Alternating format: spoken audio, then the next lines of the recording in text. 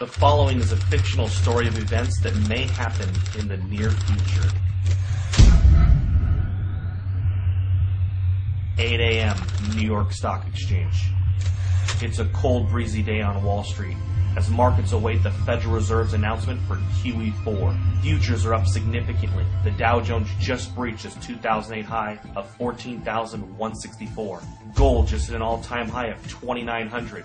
Silver just breached $100 per ounce. The dollar index is holding at 53. With official unemployment at 16.3%, there is a nervous feeling on Wall Street that if this doesn't work, the world could implode into a depression that will last for the remainder of the decade. 8:19 a.m. Beijing. Chinese officials announced that they can no longer allow Washington to devalue their holdings. After making their concerns private, China accepts that Washington will never stop paying its debts with inflated currency. China makes an official statement from Beijing, quote, "We have made our concerns known privately for some time. With QE4 about to be announced today, China will have no choice but to stop purchasing U.S. treasuries. We have allowed Washington to try to work through their imbalances for 4 years. But with global inflation and U.S. consumers rapidly shrinking as a percentage of global GDP, we feel that a Western recovery is unlikely until they reform their entitlement programs." 8:45 a.m. New York Stock Exchange. Upon hearing the statement from China, Dow futures have a sharp reversal and begin to drop. Gold leaps past $3,000 per ounce, up $150 per ounce in the last 26 minutes. CNBC awaits a statement from the White House. 8:50 a.m. Washington, D.C. The president makes an official statement to calm investors' fears. He tells Americans that he has spoken with several G20 leaders. They have assured him that they will continue to increase their purchase of treasuries and believe that a strong U.S. economy is the only thing that will bring back global prosperity. He has also spoken to Chairman Bernanke, who assures him that a strong dollar will be the result of QE4. The president also reminds Americans that his recent New Deal recovery programs that he passed through executive order will increase the likelihood of a lasting recovery. He also notes that Beijing, since 2009, has slowly been reducing their holdings, so the impact will be minimal. 9:51 a.m. New York. Dow futures fall 850 points in the first 20 minutes of trading. Markets are halted for 1 hour by the authorities. 10 a.m. Main Street, America. The news about the stock market in China has now spread.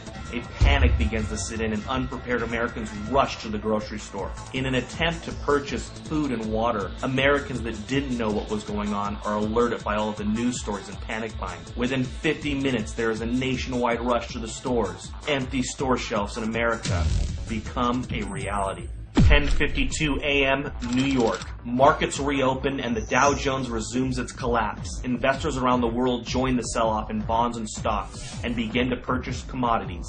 Unlike the panic of 2008, this time commodities are seen as the only safe haven from a dollar crisis. 11:30 a.m. New York. The Dow falls 1,700 points since reopening. Trading is halted for at least 2 hours. The Federal Reserve injects $200 billion into the markets and announces that QE4 will be delayed until further notice. Congress is called back to D.C. for an emergency joint session. Some members of Congress are saying that they consider China's statement a financial attack. 12 p.m. Main Street, America. Several cities begin to see civil unrest after grocery stores are forced to close. Traffic in the streets and violence break out. The president puts the National Guard on alert for a possible deployment onto U.S. streets if things don't get under control soon. Several news agencies are reporting injuries at grocery chains and call for the authorities to do something before it gets worse. 12:15 p.m. Toronto, Canada. George Soros tells CNBC that a run on treasuries is imminent and that there is nothing the government can do to stop it. He says it is unfortunate that a controlled decline of the dollar was not coordinated better over the years. Today really could have been avoided if not for the Tea Party politicians who demanded fiscal responsibility and a constitutional government. 3 p.m. Gold closes at $11.53 for the day at $4,053 per ounce. Silver closes at $173 per ounce. The president announced announces that due to civil unrest in some areas of the country, U.S. stock markets will remain closed for the rest of the day.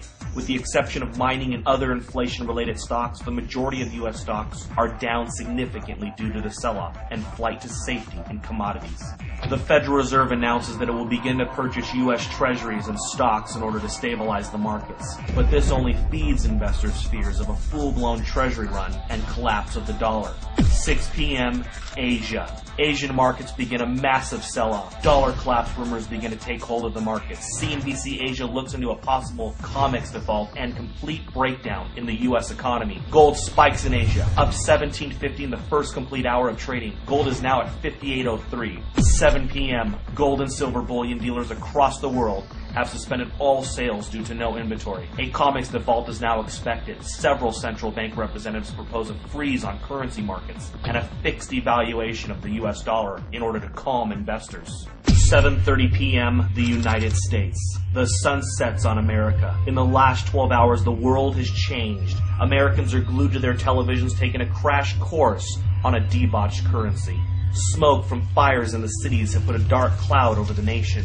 7:45, the Federal Reserve. The Federal Reserve announces it will inject $1.5 trillion into the markets in order to stop any further decline in stocks. 7:55 p.m., OPEC. The final nail in the coffin. OPEC nations halt oil trades in U.S. dollars until further notice. They will only accept euros, renminbi, or gold. 7:59 p.m. The Federal Reserve's announcement to inject $1.5 trillion into the markets causes a sharp reversal in overseas markets. Stocks begin to rally even as Main Street melts down. 8 p.m. Manhattan. Gerard Adams, president of the National Inflation Association, sends out an urgent email alert. In it, he informs members that it is with great sadness that the time to warn and prepare Americans for hyperinflation has ended.